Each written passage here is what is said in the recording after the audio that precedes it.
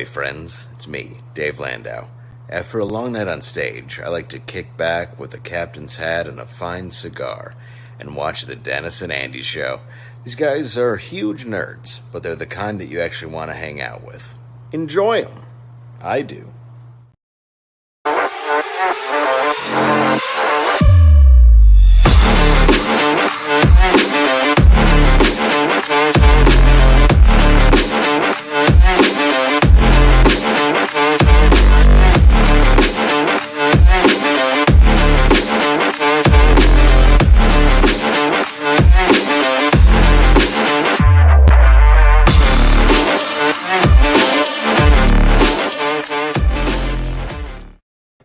Oh, yeah, I always do a little dance back here to that. It is Wednesday.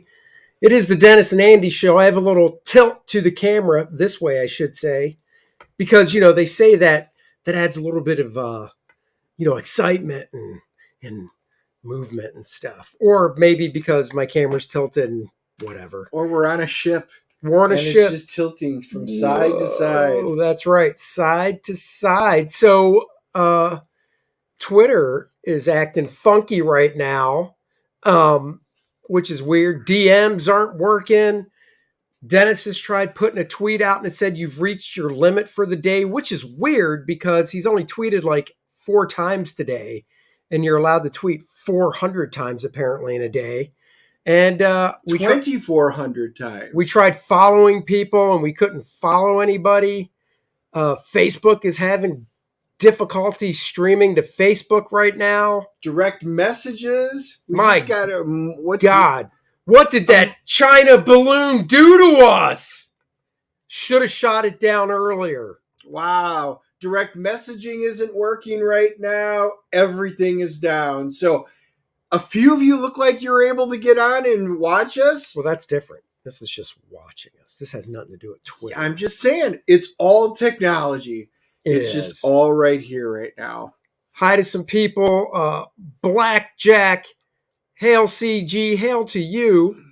Randy, popping the link. Hello, Randy. Always doing the Lord's work with that link. Thank you very much. He's even on top of John's link. Look at that. Check out that. John is our guest we'll be bringing in here in a second. JP Roca in the house. What is up? Chris Hernandez. B.A. Turner. Wait a second. Who's that? No relation. I know you're going to say something. Are you lying not to related. me? Nope. You're lying to me. But us Turners are everywhere. Chris is in the house. What is up, brother? The balloon passed. Yeah, that's what it is. I'm telling you, it did something. I was waiting for the EMP to go boop. Oh, Marcus says very sharp picture. Well, we try. Let's bring on our guest, Mr. Jon Del Arroz. I don't know how to say your last name. You said it right. Nice. The internet is broken, fam. Oh my gosh. Well, it's funny because I went to... do you see how I'm flickering? Right? I know. I went to Twitter and the DMs wouldn't even load like you said. So I looked on my phone. They'll load on my phone, but I can't send anything. So I tried sending you just a message on it, but it wouldn't. It said it wouldn't send, but it showed. So interesting. Did that stop the flickering? No, it didn't. Oh my gosh, weird. I'm gonna give people you don't see it in the camera, like there's like the lights flickering. Wow, it's just on my screen on YouTube as well. Yeah, I've got a screener, and even on the main screen, you look fine. There's no flickering. It's just on mine. That's bizarre. Yeah, this the internet is is broken. Weird. The new type of China virus got us this time. That damn China balloon. Hey, Brad, BA's asking, do you have any family in Michigan? Not immediate family. We're all from Wisconsin and Minnesota. That's where we hail out. A little bit in Illinois. So our Midwest, yes. And then I do know a whole group that's down in Oklahoma and Tennessee, but not that I'm aware of in Michigan. But thanks for asking. Chris says, is John sitting in a literal internet armchair? Yes. Yeah. Dude, I keep it classic. Do you want me to get my smoking jacket on? Hold on, guys. You should. Uh-oh. You got a lounging jacket? Dude, yeah. we need smoking jackets or just robes. That was what I was going to get in college. Was the lounging jackets with the cigars and pipes? I could get my bathrobe. Would that work? Not the same. No, well, not the same. But he's actually got one, which is awesome. Can't wait to see that. I have smoking underwear. And I mean, TMI. it's just smoking hot, baby. TMI. My boxer briefs. I'm like Tom Brady sitting there in my boxer briefs posting. All right. Look at that. This is the way to we were scream. just talking about. That's awesome. Yes. Now I got to ask, if you've got the lounging jacket, is it pipe or is it cigars? I'm a cigar guy. Yeah. Okay. So, fair enough. Yeah. Okay. I feel like I should get a pipe now with this though. It just feels. It does. Feels right. Yeah. Yeah. So it's got that Hugh Hefner kind of vibe. He's got the naked ladies off camera. Do you want me to bring them on camera? No, I'm just kidding. Yeah, of course. We'll get a lot of views, That's what I'm hoping. But B.A. Turner, the other Turner, I know him very well. So how you doing, brother? Good to see you. Oh, cool. Yeah. Hey, Raul in the chat. Wait, what stream should I? Marcus, watch it wherever you like. It doesn't matter. We just like to hit both our channels. So you guys have two we channels stream on all the platforms, and when you guys type in your messages, we will see them all, no matter where it comes from, and we'll pop you up on the screen. That's right. Cool. So how's everything going, John? I'm having a pretty good day. So I've been hitting the gym more lately. You know, I feel like as a representative of Comicsgate, we have to be in shape. We can't let ourselves look like Mark Brooks. That's right. And, you know. Wait a second now. He said during that long rant that he's been taking fighting classes. So yeah. I don't know. He's fighting off eating that next cheeseburger, it looks like. But he had his Coke cans filled up back there. So yeah, exactly. So I've been working out hard lately. And I've got a lot of trips. I went to LA last week. That was a lot of fun. Going to Vegas next weekend, and then I'm going to Palm Springs to watch the West Coast premier tennis tournament in 2 weeks after that. So it's gonna be a lot of travel, at least on the West Coast. You guys are East Coast people, though, huh? Yeah, we're North Carolina. Yeah. So are you based in California?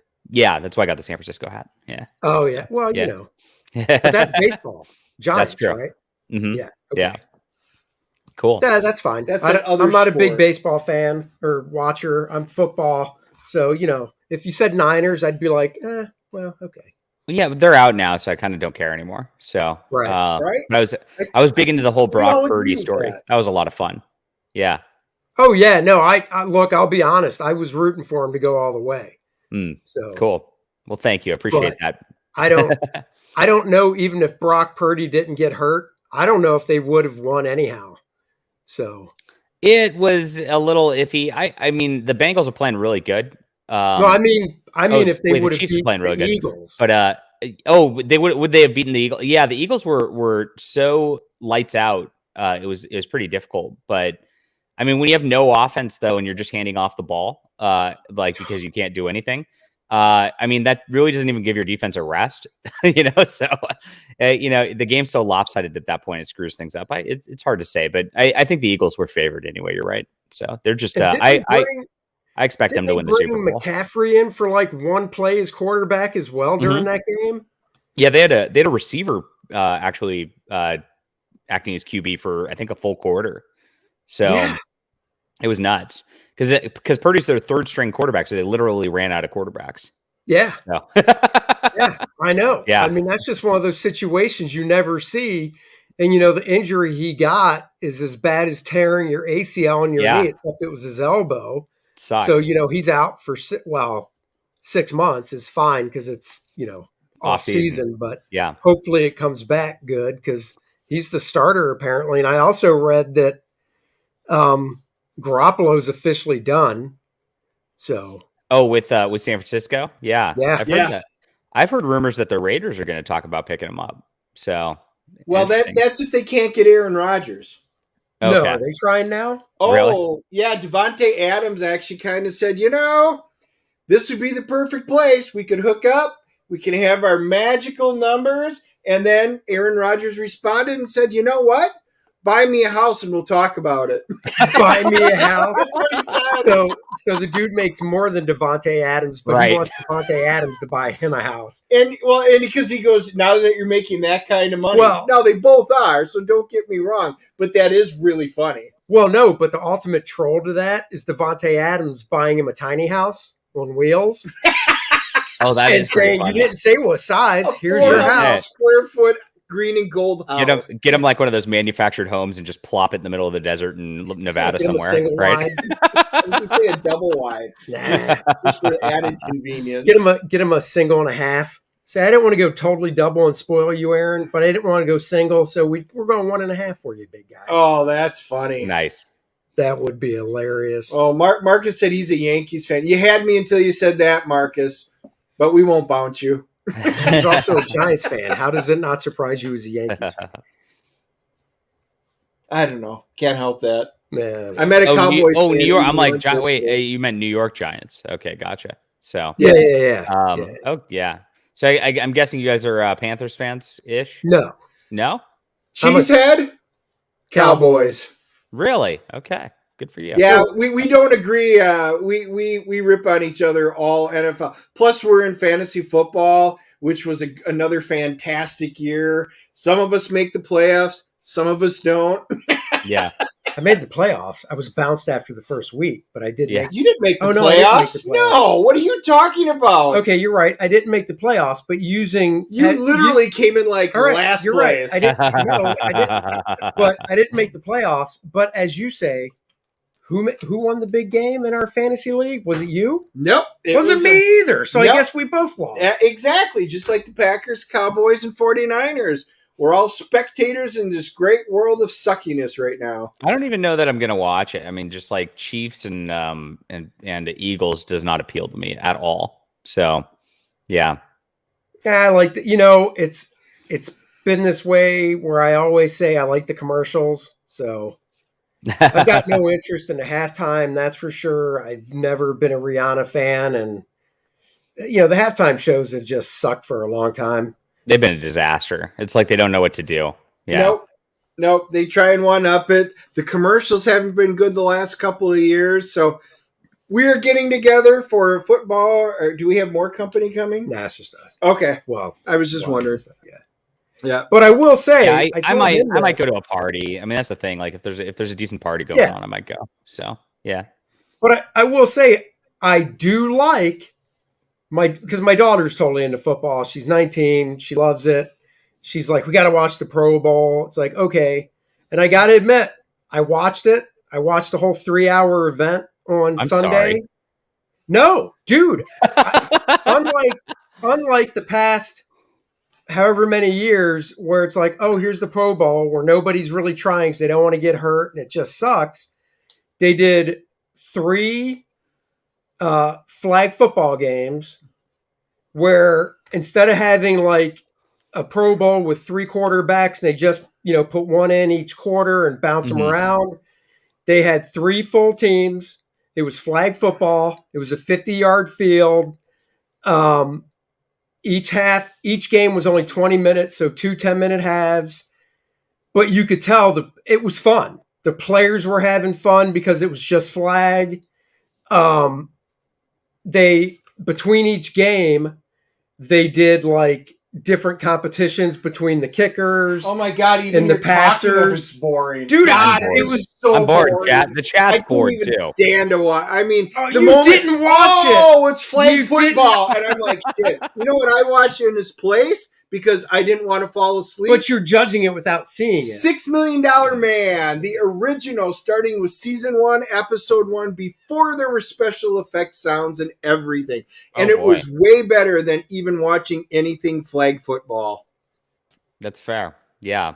I've just been watching Seinfeld, been binge watching it. And it really holds up. It's very funny. Yeah. So it's surprising, but I think what's interesting, I can't name a good comedy show from the last 5 years though at all. No, not one. Yeah, I mean, ever since what was Tim Allen's show? The one that finally went off when it oh my god, Home Improvement? No, not No, Home no. Improvement. Last Man Standing. Last Oh, Man yeah. Standing. Mhm. That was the only That was good. halfway decent one that's been on in quite some time. It's really sad, but I think you're just not allowed to be funny or you get canceled. So, yeah. Well, But, kudos to Dave Chappelle. I know. He won a Grammy for that. Right? Did he really? Wow. He did. So, For the special that pissed everybody off. I'm going to save something. I'm going to say something controversial about that. I'm going to say if he was white, his show would have been removed from Netflix. Probably. Oh, absolutely. Yes. There's nothing controversial about that.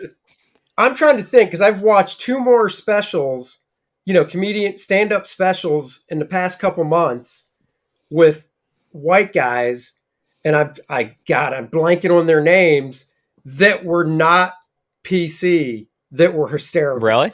Yeah. That's surprising. Was it Norm Macdonald because he's dead? No, it wasn't Norm, but I will. Hey, look, I just got a YouTube notification. Jon Del Arroz, DC execs, confirms Batgirl movie was a brain-killing train wreck. Oh, that's true. Yeah. So, yeah. I did see that. I saw that, though. Zaffron. Is it Zaffron? That's his name? Zaslav. Saffron. There's Saffron and Zaslav. What names? But Zaffron was the headline I saw where he said it was just awful. So. Shocking. Yeah. So I've got an article brewing for Bounding right now. I don't cover the movie news so much. Like I leave that to the other guys there because I'll cover it on my show and use their articles for that. But like I just I like to focus on comics and D&D and things like that. That's just kind of where I'm at a little bit more. So I wrote an article about you, Andy. That's right. Yeah. And Bounding's super supportive of all of us, which is fantastic. So it's like when I see like Andy getting canceled by some a-hole on Facebook or whatever, I can just be like, "Oh, cool! This is happening. Can I cover it so we can get Andy some attention to sell him some books?" And John Trent's like, "Absolutely." So he's the editor there. So I get carte blanche like to help anybody out, kind of in our community, which is just a blessing. It's great. Yeah. So. Well, you've had endless topics dealing with D&D right now. I mean, my friends and community, it has just swept through it. We're still up in there, and we have decided to walk away from Wizards of the Coast, and good for you. And all together. And I think we may have settled on because I'm doing the module with ours, and we were debating on, do we go Paizo because they're the big ones and they're standing up for the little guy, or do we hit one of the other ones? And I think we're doing one of the smaller ones and going to have a lot more fun with it. And Paizo is a super woke company, so I'm glad you decided somewhere else. The one I'm really leaning towards, and we'll probably do an entire stream on it. It's called Index Card Role Playing Game. I've not heard of that, but it sounds cool. So it is. It's a great system, and it's simpler, but really allows role playing. And they do virtual tabletop through Foundry and stuff, and there's a huge community behind it. And it's fun. It's simple, and I think that's kind of the direction we're going to head. These guys are awesome. Nice. Have you played Savage Worlds before as a system? I have not played Savage Worlds. Yeah, have you? Yeah, that's one I highly recommend. Okay. And good company, good people who work there too. What I like about it is they've got a Weird West setting. So it's called Deadlands. Yep. And it's that setting's just like I've actually written for that before. Cool. That setting I came in as a fan. They let me write some stuff for that. And that setting's just so beautiful and so well fleshed out. I just really enjoy it a lot. And I like the Western stuff. I'd like to make a Western comic at some point, like Aaron. Oh, that's cool. Yeah. Did you ever do Boot Hill? No. Is that a pretty good one too? Yeah, that's an old one. I mean, it was there with like Top Secret back in the day. That was a long time ago. Nice. But the Boot Hill stuff, that's awesome. Cool. So apparently Jimmy Carr's stand-up, Blackjack says he can't believe. I want to say that might be one of the 2 I watched, but there are a couple out there on Netflix that are recent, in the past couple of months that, you're like, wow, touching transgender issues and stuff. And you're just like, wow. Man, they're out there, but Yeah, I agree with you about Dave though. And yeah, same thing with comedies. I mean, I still am a TV junkie. I mean, we definitely are thinking about switching over to a different, cutting the cord because we still haven't really done that. I did that. It was great. I Yeah, save same I here. save over $100 a month. It's amazing. Liberating. So, yeah. Yeah, that's what we're looking at doing for that exact same reason. So I buy a lot of streaming services, but it's still cheaper. That's the best part. right. Well, that's what we went through Yeah. one day. We looked at what we're thinking about getting, and then we said, all right, now let's add up the streaming services we already pay for on top of that. And it's just cheaper than obviously what we pay now and the streaming services we do have as well. So yeah, it's interesting. And if you're really on top of it, if you're really diligent, which I'm not, I mean, you're really only watching 1 or 2 shows at a time generally. So you could literally just like have Netflix 1 month, cancel it, get the Disney Plus for the next deal 1 month, cancel it. And you could be frugal about it if you really want. yeah. But I'm not. I'm too lazy. So Yeah, no, I'm way too lazy for that. And I like to binge, so I do.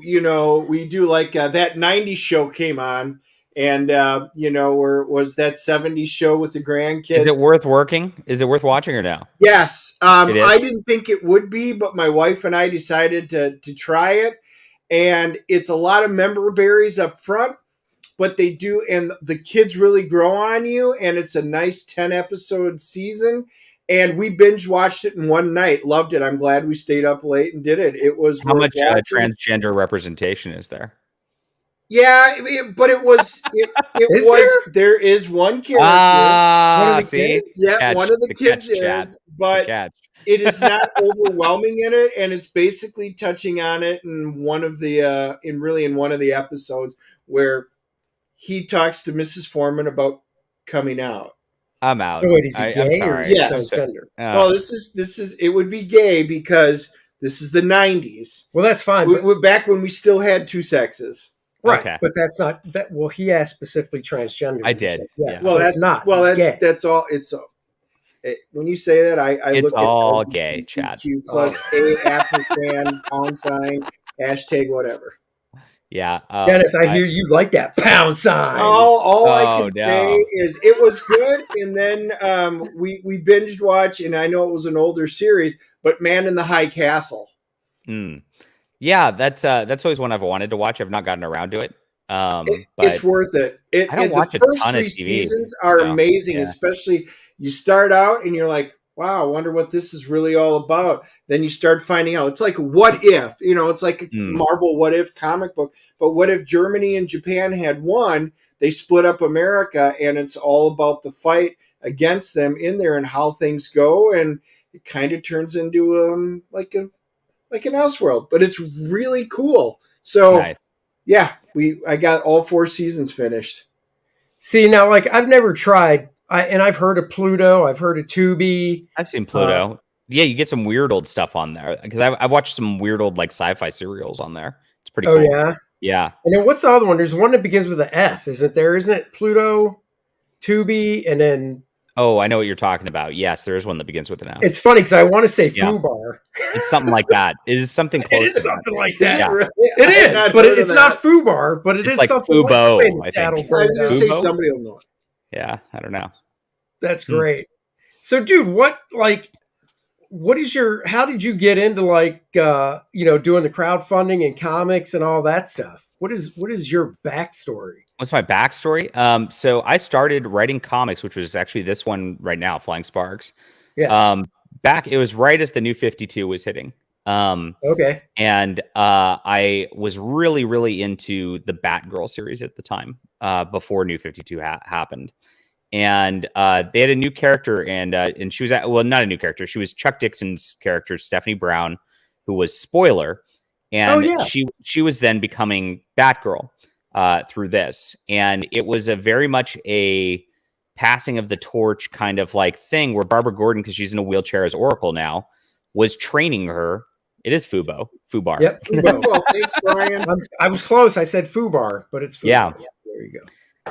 Barbara Gordon was training her to like kind of take on the mantle, and like she wasn't very good at it at first, and like Barbara Gordon would just be like, it was that kind of like, you don't have what it takes, girl, and she's like, I'm gonna prove it, I'm gonna, it's very much a I'm going to work hard and do this right kind of situation. Finally, Barbara Gordon softens and actually does train her right. Very classic storytelling, right? And the reason it was so good, and like I looked it up, like they had one of the Smallville writers in charge of it, and so that I really liked Smallville. I don't know if you guys. I did. Oh yeah, I watched the whole thing. Yeah. So I looked it up and I'm like, oh, no wonder this is competent, right? And so I really enjoyed it, and it went about 24 issues. It was solid the whole way through. And then the New 52 hit, and they decided just to erase everything. Barbara Gordon is now just Batgirl again, just to be iconic. They don't explain why. They just make her Batgirl now. It just didn't happen. Continuity's changed. Sorry, bro. You know? And I looked at that, and I looked at all the other changes in the New 52, and I was just sitting there like, you know, it's as a customer and as a person who like likes these stories, it's really insulting to my intelligence that you just go, oh, magic happened and there's not continuity anymore. There's a new continuity. Deal with it. Right. And we just want to reset things and try to get a new audience, you know? And now they've that mindset was there back then, right? And now that mindset is, we don't want you because of your skin color. We want a different audience. It's like it's just like exponentially compounded and gotten worse on that level. Yeah. But that mindset was festering back then, and that was the beginnings of all this. That like really was like the domino that kept like pushing into what DC is now, which is a train wreck. So I got really upset, and I was really into it. And I'm like, what do I do? I don't want to keep buying these comics where the stories don't matter because they're going to erase it next week. And so I just started tooling around, and I'm like, screw it, I'll just make my own kind of Batgirl thing. And I did that. And then as I did this, I kind of messed around with concepts for a bit, and I changed the dynamic of it. So Flying Sparks is not just about a girl who's like kind of training and becoming a superhero, which is it's half of it. But I'm like, you know what, I really like the romance elements of like, you know, Spider-Man and Mary Jane and Superman and Lois and all that. And I'm like, you know, a cool concept would be like, what if she's dating the supervillain? So I'm like, okay, so I'll write that. And so half the story is his story, where he's a supervillain and he's trying to kind of hide his. I tried to make him kind of realistic in that, like, he's not going out there in like an Electro costume where you can like see him and spot him. You know, if you have powers like that and you're like a mafia guy or whatever, you're gonna just keep it as quiet as possible and only use it like, you know, sparingly and in kind of in the shadows. And so he's doing that, and so he has an above ground like front business, and she runs into him, which is a coffee shop, and she runs into him there and starts hanging out with him. Doesn't know that he's a supervillain, and of course he doesn't know that she's a superhero. So they're dating. They both kind of start to like do their things at night, and then, you know, start to realize, hey, they're not calling me back at night. Is this person cheating on me? Right. And eventually it unfolds, and they kind of run into each other as their alter egos. And once that happens, it's Flying Sparks. So that's cool. That's kind of the deal, and that's where this all developed. So I developed I've developed it for 15 issues kind of back then. I wrote the first issue, second issue back in what was New 52, 2012? Somewhere in there. Like 10, 11 years ago now. Yeah, I was going to say something like that.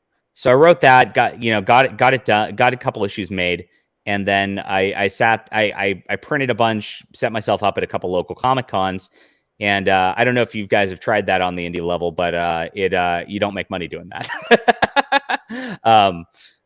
So that was rough, and I dropped it, and I'm like, you know what, I'm gonna go write novels and RPG games. That's how I got into these games for a while, and I would actually get paid contracts doing that. What was it, 2017?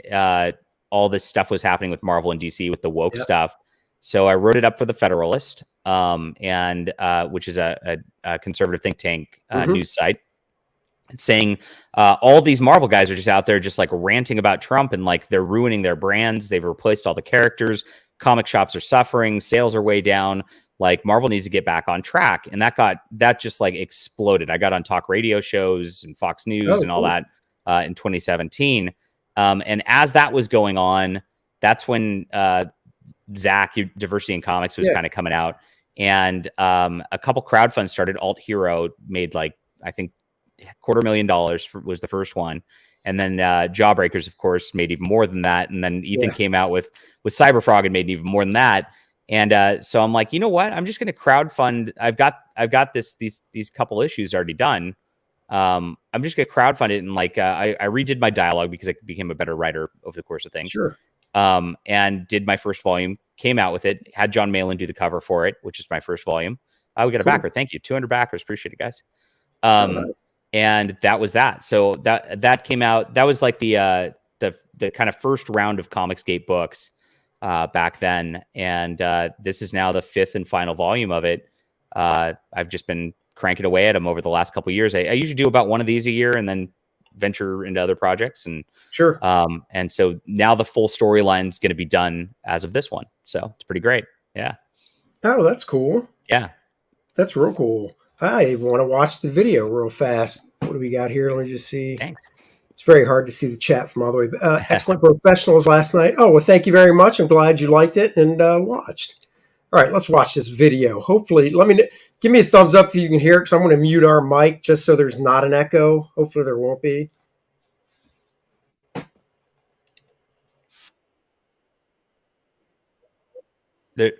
You've got no sound. Do you know how to play sound in StreamYard? Yeah, I do. That's why I'm... All right, hold on. You have to... No, because with StreamYard now, with the whole present thing, it says it automatically shares it. So let me do it again. If you can't do it, I know how to do it. Share screen. It says share tab audio. Yep, you got that? Okay. All right. I got it. This should do it. Let me know. Italy's biggest crime There family. we go. Yep. We've also drawn the attention of a megalomaniac who's developed the technology to give people powers. His creations have been wreaking havoc all over the city. But worse, this villain has opened an interdimensional portal where dangerous creatures are flooding into downtown. And I still haven't studied for my midterms. Flying Sparks Ultra Light Beams is the final volume in Metagirl and Johnny's superpowered saga by #1 best-selling and award-winning author Jon Del Arroz. The book is 66 pages of action-packed adventure which will floor you with excitement. Back today, only on Kickstarter. Nice. Cool. Is that a friend of yours, or did you actually hire a voice actress? That's Beverly, who's the lady who comes on my streams. I don't know if you've... Oh, cool. Yeah. Cool. So, yeah, she's amazing. I'm trying to get... So she's toying with doing an audiobook for me, too. Like a full audio book. Really? But it's been... she hasn't quite had the setup, but she got a full-time job a couple weeks ago. So it's slowed things down. But yeah, at some point, hopefully that'll come out, too. But yeah, we got this. You can get all 5 volumes on here. I have a tier for just volume 1 if you guys want to check it out. Volume 5. I was going to ask you. Now, is it the same artist for all of them, or no? So midway through this volume, which is we almost got it done. The artist got hired by Dynamite. Really? And I asked him at the beginning of this, and this is actually what slowed down the release of this volume. And I asked him at the beginning, like, of doing this final volume. I'm like, you're going to stick with me the whole way through, right? He's like, of course, I'm going to finish off the story. I'm like, good. So I paid him for all of it. And guess what? I got about half of it done. And then I started asking him, what's going on? It's been a couple months since I've gotten pages and all that. And no response. And I messaged him again. I'm like, dude, I got to get going on this. Like, and then he blocks me. And so I'm pretty sure he got out with Dynamite and was told not to associate with Comicsgate. And that was the end of that. And you paid him all up front? Yeah. Yep. Because I've already worked with him for 4 volumes. That's yeah. It's not like a new guy. Right. And so it made sense. So I used half of his art for the beginning of this. And then got a new artist, Elias Martin, who Mike Barron referred to me. Cool. And so he's worked with Mike before, so I know he's a solid guy who's not going to ditch us. And so I actually like the new artist a lot better. So he's a bit more costly, but I like his work a little bit more. I think he puts a little more detail into the backgrounds. The I love this variant cover. Yeah, this is by Miss Sashi. Now Miss Sashi has been doing just kind of variant pinups like this since Jawbreakers. Oh, okay. And so she's just a pinup artist kind of around her circles, and she just does really cute work. I was going to say It's very old school Disney, which I like. Yeah. You know, I've got a I've got a stretch goal which I've not announced, but we've already passed it. So I should. So that cover up there is I've got a version of it where she's in her civilian clothes without the superhero. Mm-hmm. So now I'm going to put that on the back of it. So like you've got her civilian on one side and then her superhero garb on the other. So it'll look cool. Yeah. Oh, that's cool. Yeah. That's real cool. And this is the original artist or new artist? No, this is the new guy. Yeah. Oh, that's nice. Yeah. Yeah, he does good work. So I'm definitely going to keep him on board for more books after this. I don't know what I'm going to do next, but so even though you can get, even on this campaign, for instance, you can get all 5 of them.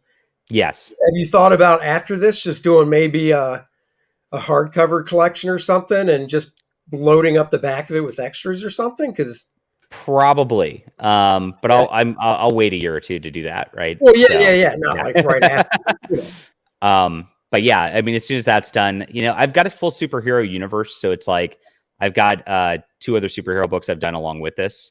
Cool. So I kind of want to toy with combining things and maybe doing a team book or something like that. I'm not sure yet, but for now, this is going to be kind of like the epic conclusion of all of this. So yeah, good stuff. Yeah, dude, that's really cool. And you can get all of my other books as add-ons too. So I've got that's my Cosmic Warrior. It's my kind of like John Carter meets Green Lantern superhero story. At Days Volt, you probably saw. I think we started talking around when Days Volt was starting to come out.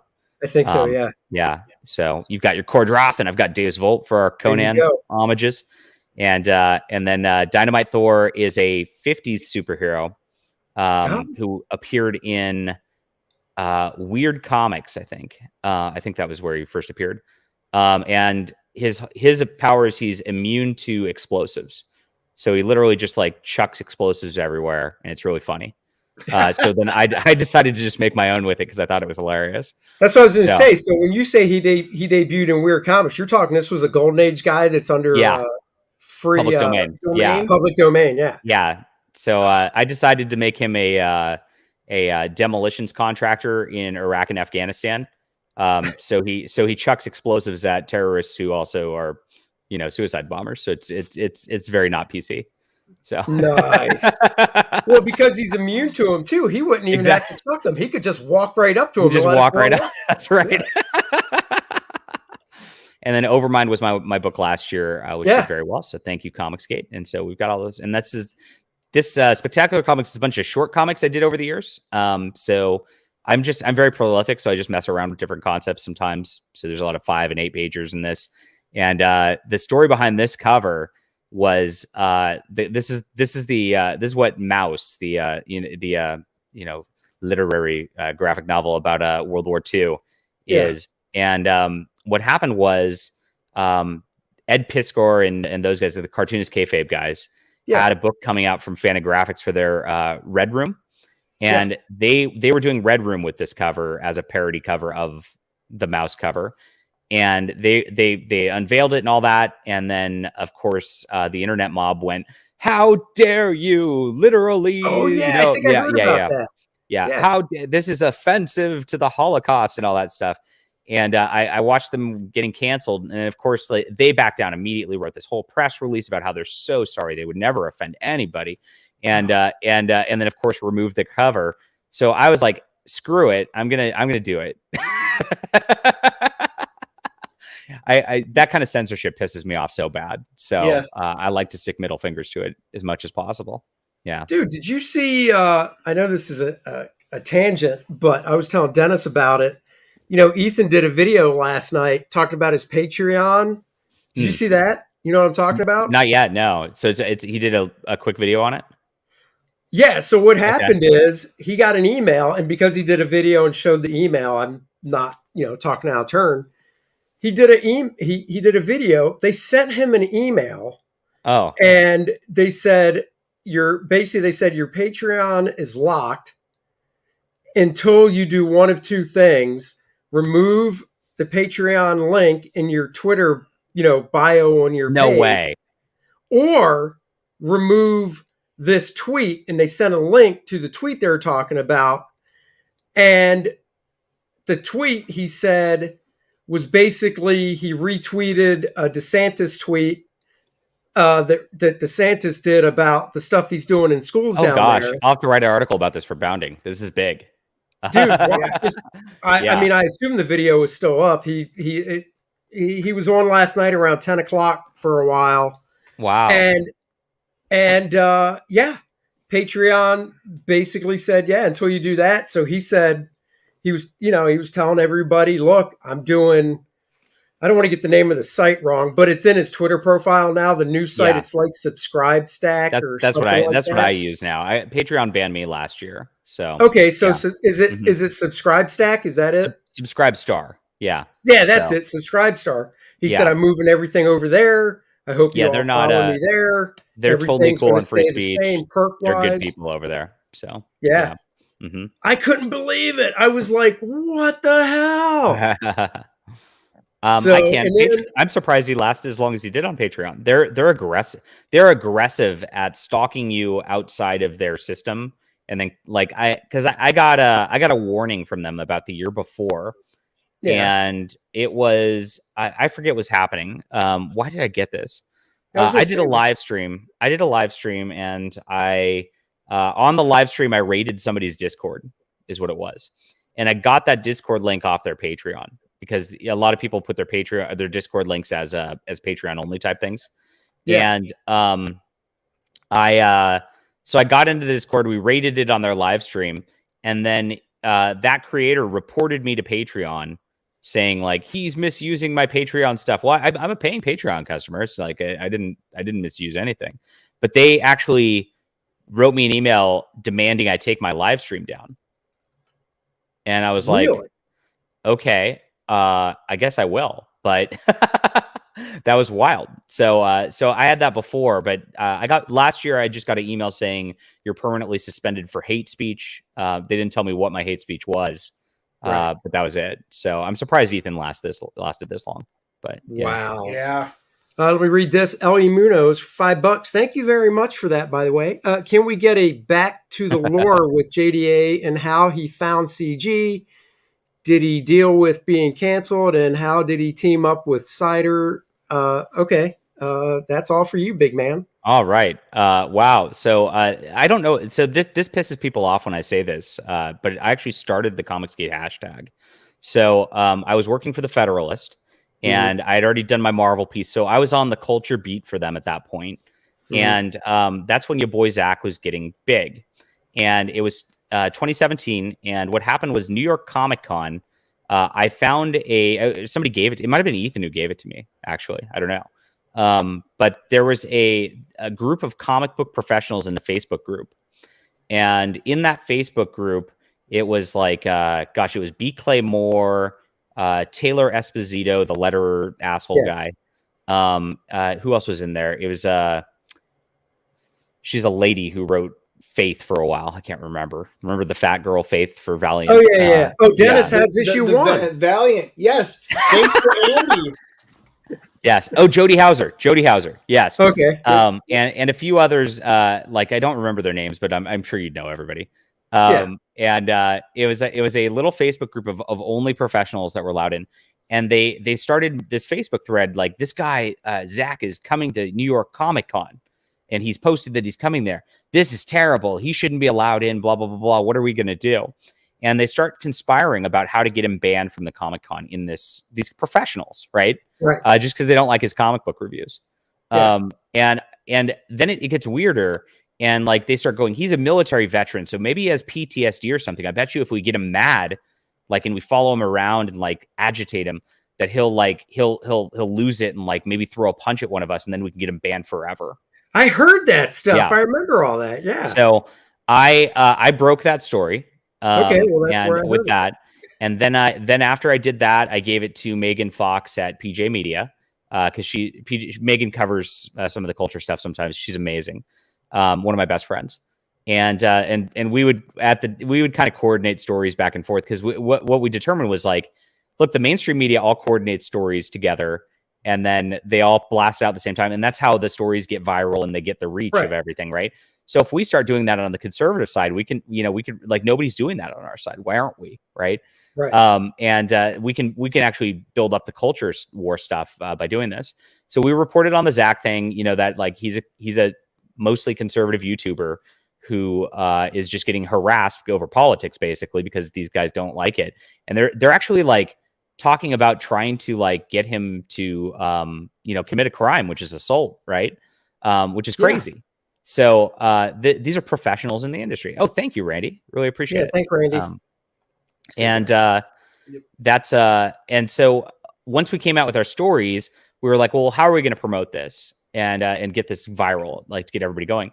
And we're like, and we started talking about it. And it's like, well, the scandal of like breaking into things was Watergate, right?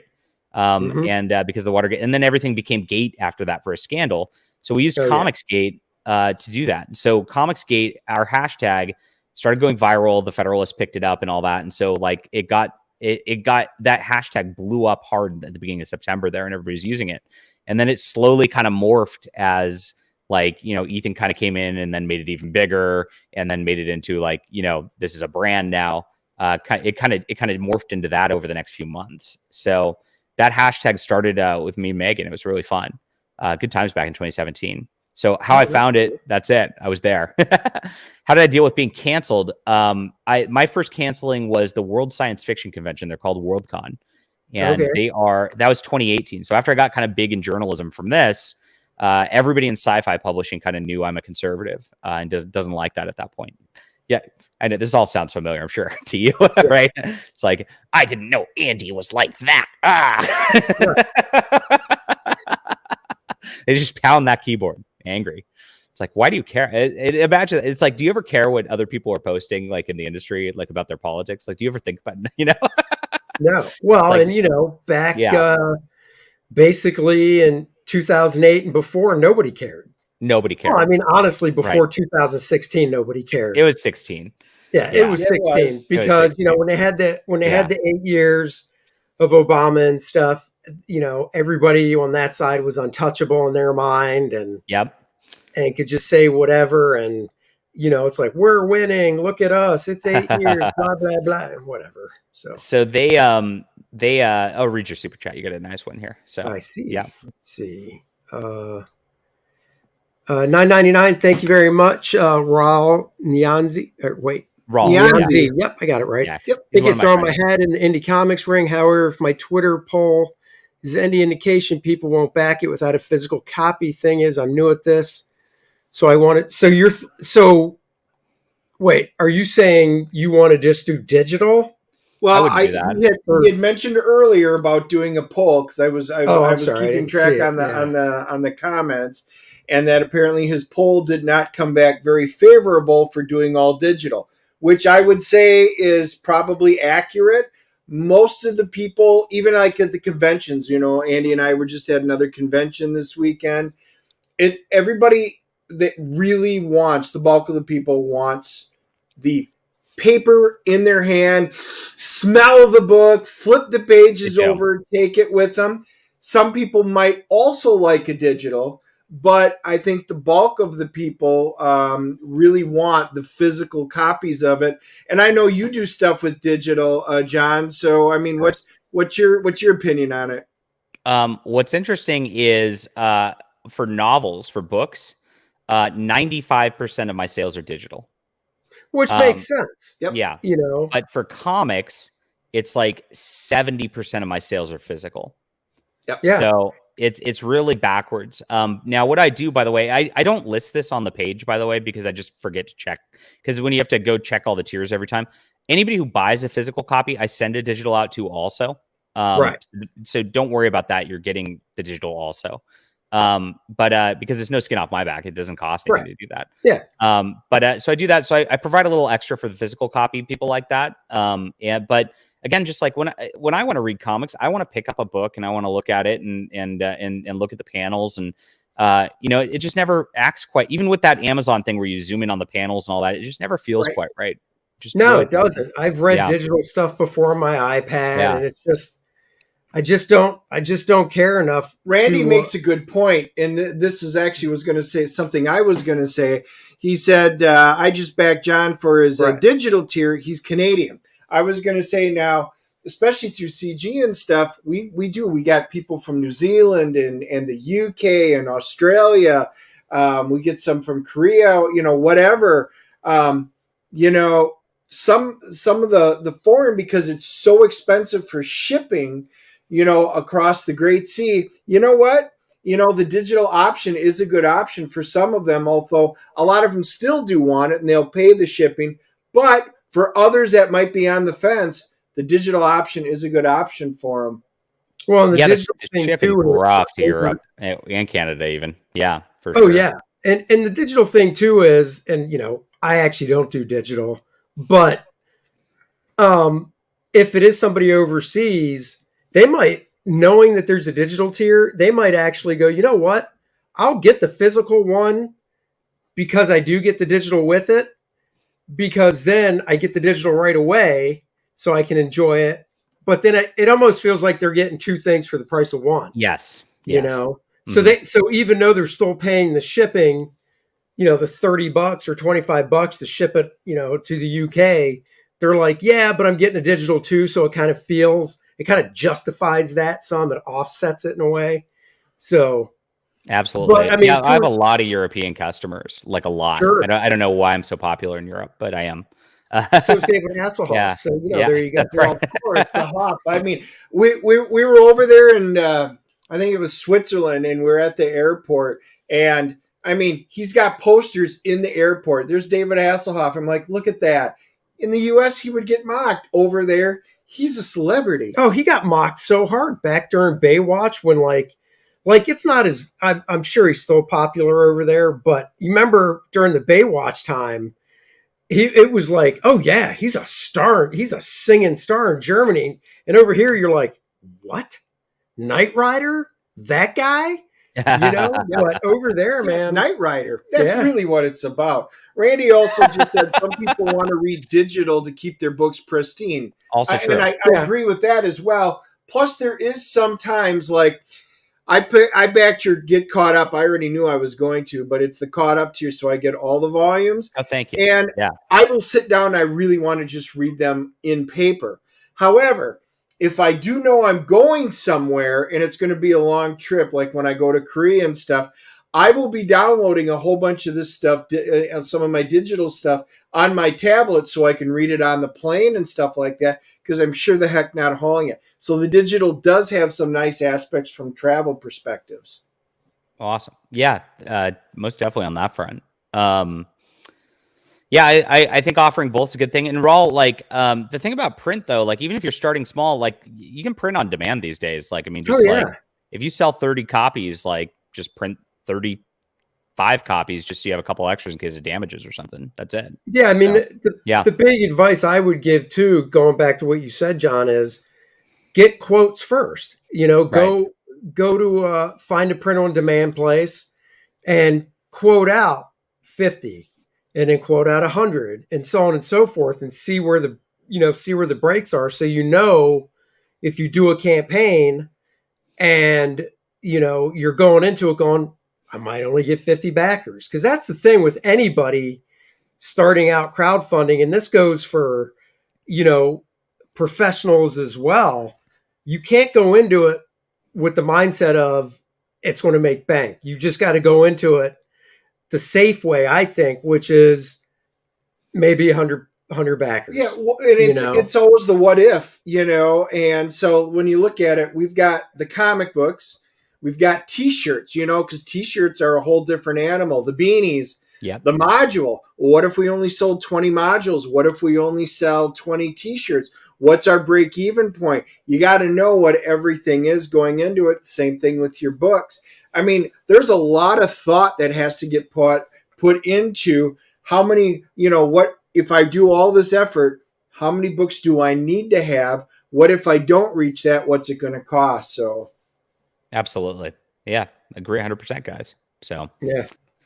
Cool. But yeah, no, I think this looks really cool and it's a fun idea. Now, I think it's a great idea. I have a question. Why why did you start out on Kickstarter, and that's why, or have you done Indiegogo as well, or do you do I'm both? Indiegogo banned me. Really? Yeah. When was that? Yeah. Wow, I didn't know that. Last year. Yeah. Oh, Yeah. So yeah. I'm banned everywhere, guys. I'm too spicy for everything. So for these PG superhero books. So is are a problem, I guess. I know. I guess so. It's I mean, it's so sad with these companies. It's just like it's really just like they really give the power to the mob that is going to just mass report you. Right. And once you get that on you, there's nothing you can do. I tried to talk to Indiegogo. They just said there is no appeal. And it's like, well, why? And it's like, you can't even talk to them like human beings. They've got a legal department that's sitting there just like going, nope. And that's it. Once they just get scared from these mobs, and it's just sad to watch. So it really is. Yeah. Well, I know there's other platforms out there. We just had somebody on, they're trying Crowdfunder, right. So, and I think, maybe that's just it. I mean, that's the other thing. Which platform do you put it on to? Are you going to get kicked off? I mean, especially for these newer guys like the gentleman we just had on, how's it going to be? I mean, you never know. Most people don't think they're putting anything out controversial. And it's not, but all it takes is one person to be offended, and they're getting a hold of the company, and suddenly you're getting banned or shadow banned in some cases. In a lot of cases these days.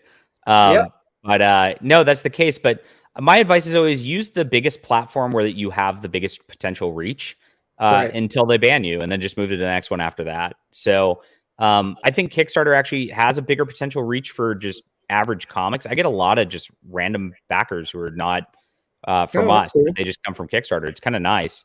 But like, Indiegogo is the best because all the Comicsgate customers are congregated there. So if you're proudly waving the Comicsgate banner, that's a good spot to be. Now, once they mess with you, go to the next one. And if the other one messes with you, go to Crowdfunder. Yeah. Mike Perrin that's right. He got kicked off that one too. And Kickstarter. They've got him on. The mob went for him on all three. And it's really sad because that book is just a good book and there's nothing. It's just, I mean, look, that obviously it's topically political about just a border patrol agent, but border patrol agents exist. They're a real thing. And it's just a guy, and Randy, thank you very much for that $5, by the way. No, you're right. Well, it's just like Thin Blue Line. There's nothing wrong with that book. Nothing wrong with it whatsoever. And that person at the Daily Kos or Kos, whatever, wrote that dumb article, which you can just legit tell she never read the book. No. And she put all the buzzwords in there, and then everybody went and reported Mike. It's messed up.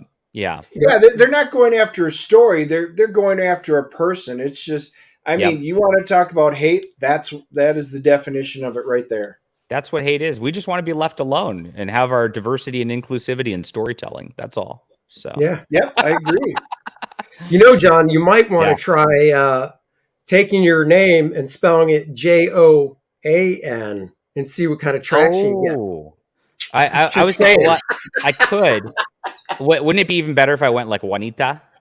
Well, there is that too. Yeah, that's a lot more spelling. I'm just trying to add a letter. You're just like refiguring everything. I'm just like really doing that and just seeing.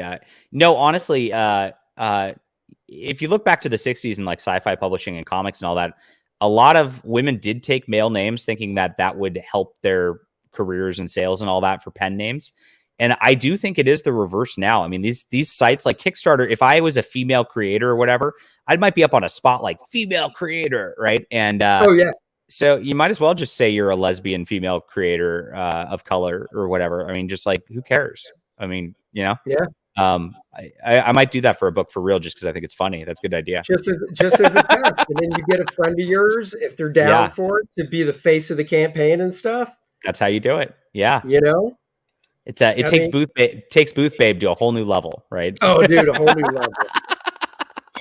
level. I don't even know if you're allowed to have Booth Babes anymore. I can't imagine you'd be allowed to do that. Yeah.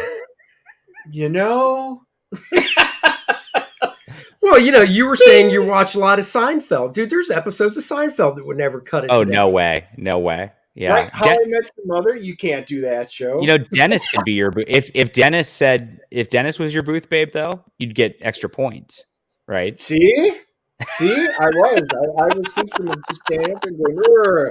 No. Booth babes. No. don't do that. You You're got wearing a two-piece, buddy. That's right. Damn You'd be it. wearing the Wonder Woman costume there. That's right.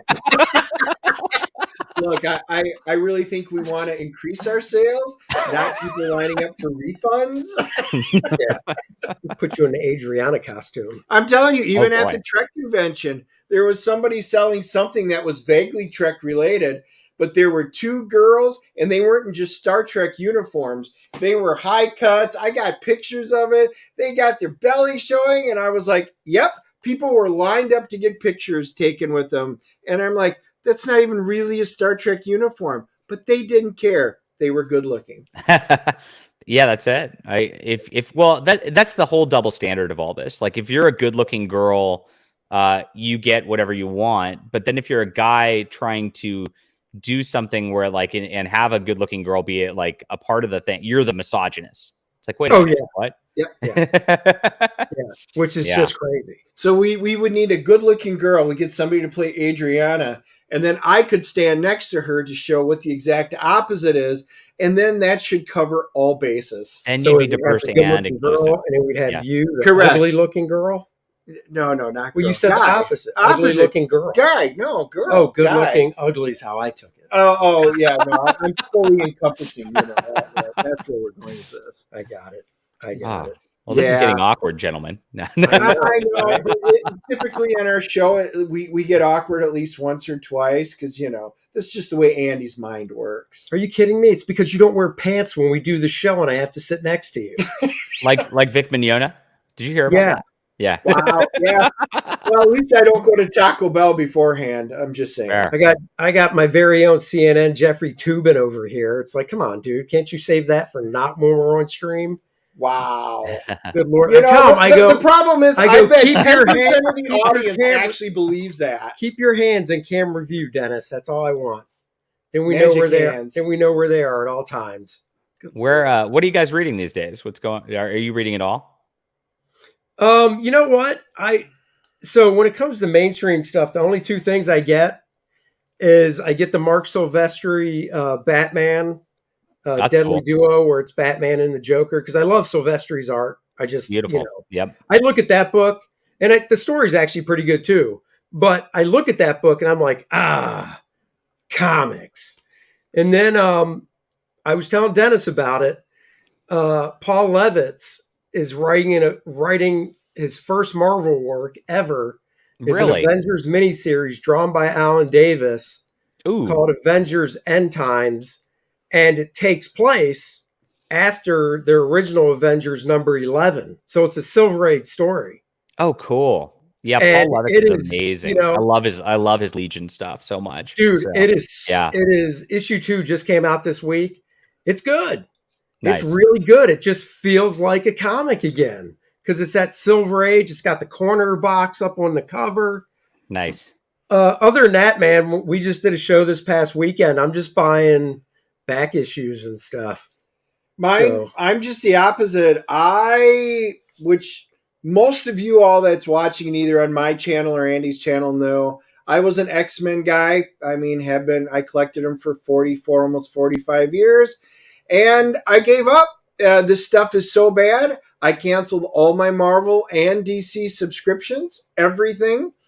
And I am fully independent. So all of the books that I get on Magic Wednesday, New Funny Book Wednesday, are indie titles. And for those of you who haven't gone over to the Dennis and Andy channel, I do quick flips of all the new books that come out. And you guys can take a look at the new indie stuff. And it's, Sometimes it's like Boom Studios, or it can be, Antarctic Press, or it doesn't matter. Scout Comics. I got a bunch of titles Scout from Comics has them. done pretty good work. Yeah. Yes, So, they have. yeah. Ablaze, they put out some really good stuff. So, I mean, there's all these, but then I'll lay it out, and Aftershock Comics, another one. So, you guys can do a quick They just went look if you BK. want. I can do full reviews on them. But it's all independent books. Today was the smallest Wednesday I may have ever had. There wasn't a whole lot. Usually I have anywhere from a $50 to $100 week, and it's all indie books. And I kind of go through them. So anyway, I'm the indie guy, and that's why I kind of do all that. I'm not doing any Marvel or DC. Image once in a while, as long as it's a good title, and I love to try. If there's an indie book out there and I can get my hands on it, I'll pick up a number one and just see if it's any good, and I can report it. That's what I do. Cool. Yeah. Awesome. Pretty much. What about you? I'm reading the Bronze Age Doom Patrol, which is not the original, but it's the one that came back that Paul Kupperberg wrote in like the late 70s, early 80s. Like the second volume, right? Are you talking the Steve Lytle stuff? Yep. So yeah. So I've never read that before. Just wanted to kind of catch up on the pre-Grant Morrison history there. And that's good stuff. Steve Lytle's art is really nice. Pretty neat. So yeah, I like esoteric stuff like that. It's esoteric, but it's not like it's that's kind of a mainstream title, but at the same time, it's like not one you hear people reading about, right? So yeah. Well, I think when it first started, the beginning, like you talked about Kupperberg, it seemed like it fit in mainstream, but then when Grant took it over, that's when it kind of went wild. Yeah. kind of wild and weird, and like Vertigo before there was Vertigo, or maybe because did they shift that to Vertigo when it went that way, or no? I think they did. I can't remember, but it seems like that would have been a perfect fit for it. Yeah. I'll look it up. I feel like they did. That's my gut feeling. Yeah, same here. Well, guys, we're gonna wrap it up. Go check out Flying Sparks. Randy's been posting the link like a champ. It's also in the description below.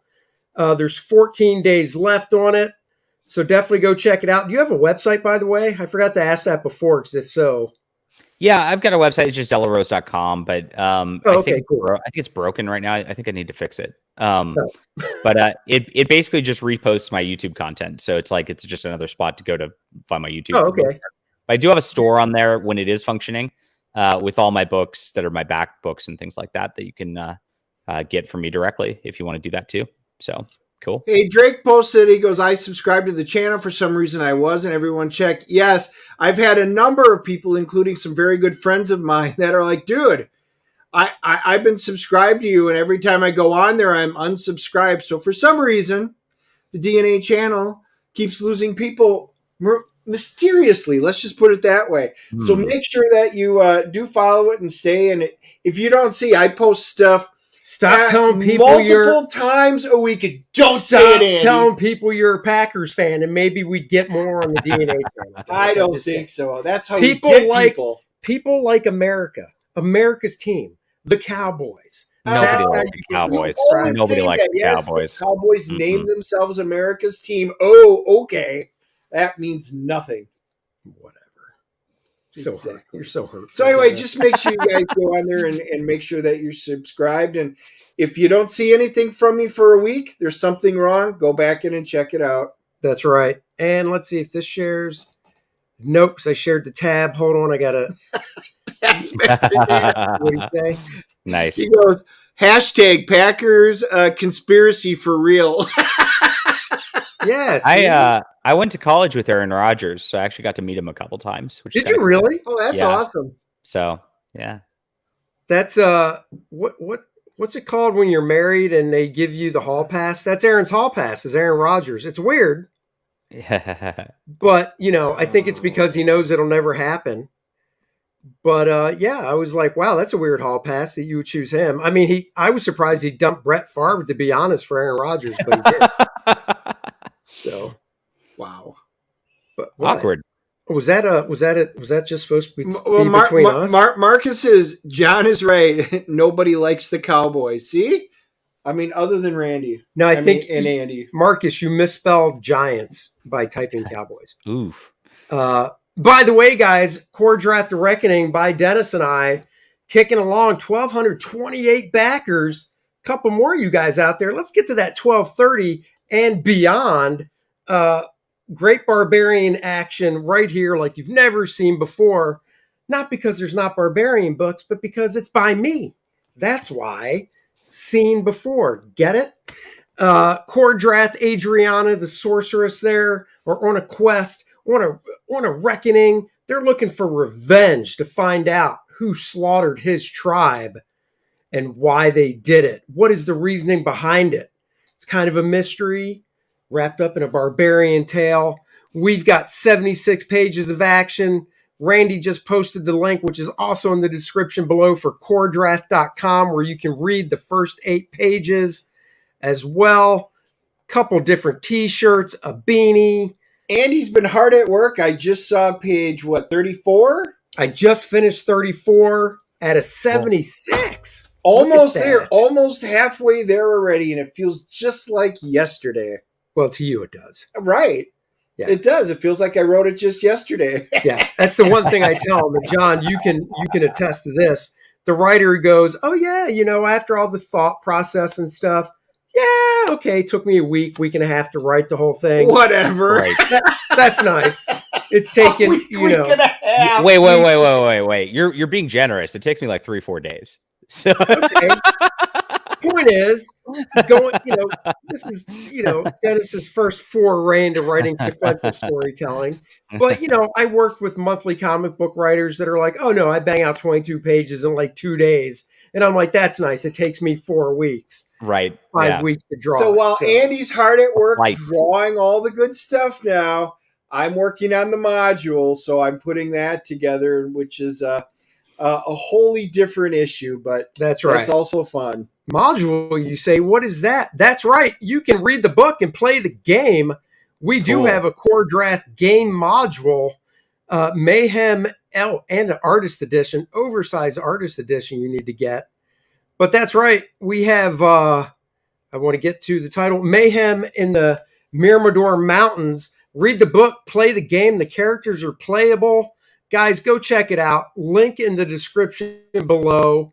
I want to thank you all. Dennis and I both really super appreciate you guys backing the book for us. World of Conan's asking a question. I know. I see it. I want to get it. Relax. Andy, will the black and white artist edition have lettering as well? As of now, no. But I guess I could do a poll and ask people if they'd like it with the lettering, so you could actually read it that way as well. I wasn't going to do the lettering, so it doesn't, cover up any of the art because it is an artist edition. But, leave comments. Let us know what you guys think about that. I'm open to it. So World of Conan, you can be the first poll. Yes or no, would you like to see the lettering?